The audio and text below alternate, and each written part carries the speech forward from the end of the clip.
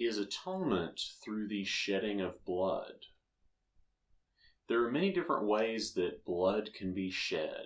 A person might do a sacrifice according to the actual commandments, which involves the shedding of blood, and therefore atonement.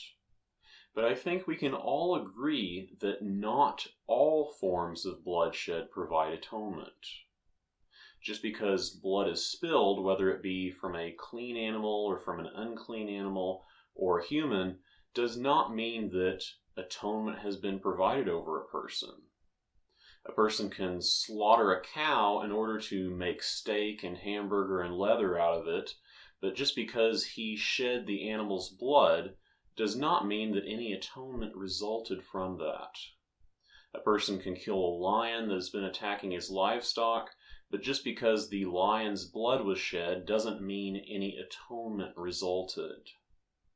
Likewise, a mob of people might get together and wrongfully murder someone, but just because blood was shed does not mean any atonement resulted.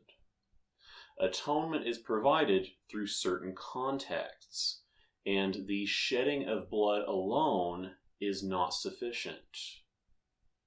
Leviticus 17:11. For the soul of the flesh, it is in the blood, and I give it to you on the altar to atone over your souls. For it is the blood, it shall atone in the soul. The soul of the flesh, or the vitality of the flesh, is in the blood. It is given on the altar in order to atone. This is the context described by Leviticus 17:11. It's not just the shedding of blood in general, but it is blood on the altar.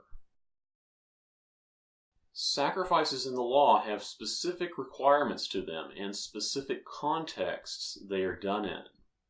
Not all bloodshed is a sacrifice according to the law.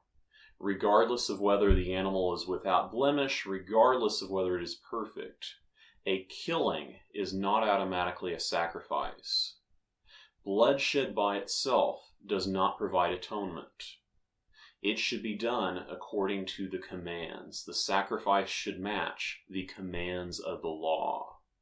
The blood should be put upon the altar.